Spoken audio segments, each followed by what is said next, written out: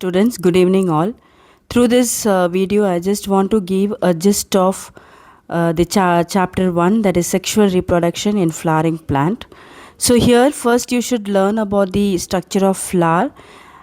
Typical flower containing anther, filament, which is the male reproductive part, and stigma, style, and ovary is the female reproductive part, containing sepals and petals, thalamus and pedicles. So I think already you know about the structure of the flower. The main concept that we have to start from here is the structure of stamen. Okay. Now what is stamen? It consists of long slender filaments with a bilobed anther. Okay. So now here anther is bilobed and each lobe containing two theca.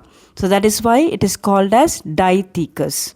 So sometimes in the question they may ask why anther is called dithecous, because each lobe containing two theca, that is the reason why it is called as dithecous. Now coming to the structure of young anther. Now this is very important concept. This may asked in the exam for almost 2 marks. It is either they may ask to draw the diagram, or either diagram will be given and they will ask you to label the parts, right? So here what are the parts the anther consists of? The anther consists, so here the structure of young anther consists of 3 outer layers. What are those 3 outer layers? That is epidermis, endothecium and middle layer. What is the function of these 3 layers? Helps in protection. Their main function is to protect the developing pollen grains. Coming to the next layer is the tapetum. What is the function of tapetum? Tapetum helps in the nourishment of the developing pollen grains. Coming to the sporogenous tissue.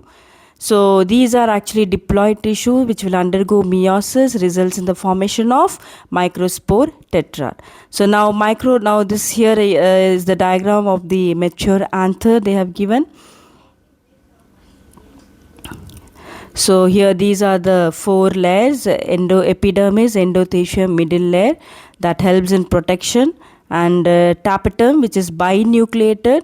Okay, even they are multinucleated. Sometime in the exam they may ask question, when binucleated tapetum will become multinucleated? So the answer for this is when they will undergo karyokinesis without following cytokinesis. Okay, right. So now these this will helps in provide nourishment to the developing pollen grain. Now coming to microsporogenesis. What is microsporogenesis? Okay, so microsporangium is filled with sporogenous tissue, also known as microsporocyte. Okay, now this will undergo mitotic division, results in the formation of pollen mother cell.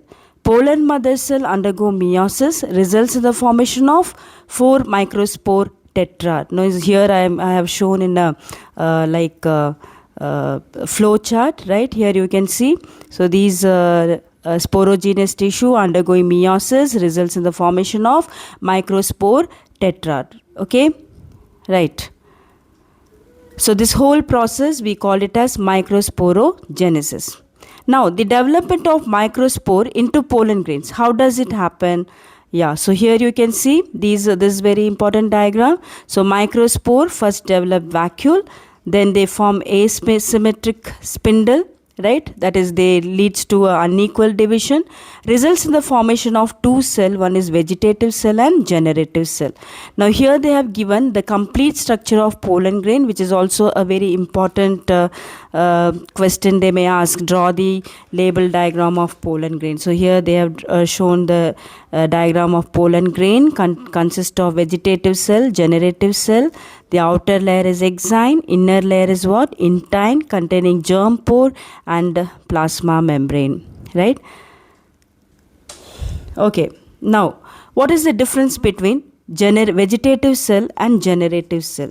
Vegetative cell will be large in size, they have food reserve, irregular shaped nucleus, and it forms pollen tube. What about the generative cell? They will be small size and give male gamete, that is the spindle shape. Okay, right. Coming to exine and intine. What is exine? Exine is the outer layer which is a discontinuous outer layer made up of sporopollenin. What is sporopollenin? Which are highly resistant, helps in protection, have sculpture. Here intine is made up of pectin and cellulose, helps in pollen tube development. Now the pollen grains are containing two cells. One is vegetative and generative cell. So here some of the pollen grains shed their pollen in two cell stage, right? Now this two cell stage will become three cell stage. How? When the generative cell further divides to form what? Three cell stage. Now coming to the pollen, some of the harmful effects of the pollen grains, that is, it may also causes allergic, causes pollen grain, also causes allergies. So what is the plant, name of the plant you should remember? That is Parthenium, right? This Parthenium has brought to India, which has, when wheat plant has brought to India, which has contaminated with the Parthenium, and it causes allergic reaction. Even pollen grain also used as a food supplement. Why? Because they are rich in nutrients, right? So this is the key word that you should remember, that they are rich in nutrients and take in the form of tablet and syrup. It increases the efficiency to athlete and horses. Right, now coming to pollen bank, very, very important, like it may ask for 2 marks. What is pollen bank or cryopreservation, right? So here the pollen grains are stored in 196 degrees Celsius in a liquid nitrogen. And why do we store? One of the students, he asked, why do we store this pollen grain? So pollen grains are basically stored for plant breeding programs, right? Okay. Now coming to viability of pollen. So what is viability? It is a maximum time up to which pollen can germinate to form pollen tube. So that is what we call it as a viability. Viability of a pollen grain are of two types. One is like when the pollen grains falls on the stigma, they may germinate within 30 minutes. Okay. So like some of the examples for this, the viability period is like wheat and paddy, right? Some of them will take longer period, almost around 1 month, like Sonalaceae, Rosaceae and Leguminosae. Basically, viability depends upon prevailing temperature and also humidity. Okay, so as the temperature keeps on increasing, what happens to the viability? It decreases. Okay, so this point you have to remember, because I have prepared one worksheet where I have asked some questions related to this. So the key point that you have to remember, when the temperature increases, viability period decreases. Is that clear? So here this part we have completed the male gamete, how the male gamete formation takes place. So the important diagram that you have to concentrate here is a microsporogenesis. Am I clear, student? So I want everyone to just go through this. In the next video, we will be continue with the megasporangium and megasporogenesis. Thank you, everyone.